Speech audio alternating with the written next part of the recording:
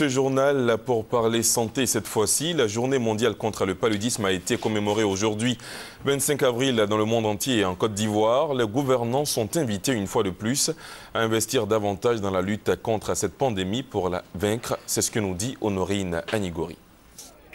Maintenir les progrès, sauver des vies, investir dans la lutte contre le paludisme est le thème de cette journée commémorative.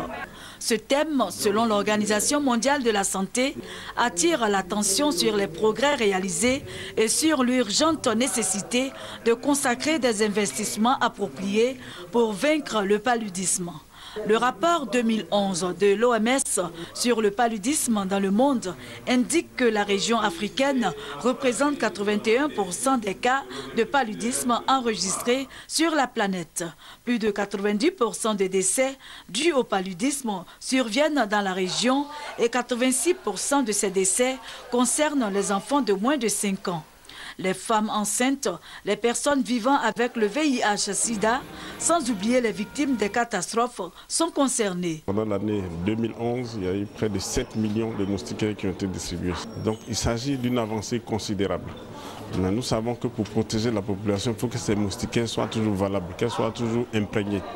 Et dans 3 ans, ces moustiquaires ne seront plus valables. Donc pour que leur effet continue, il faut au moins faire la même distribution de moustiquaires dans 3 ans.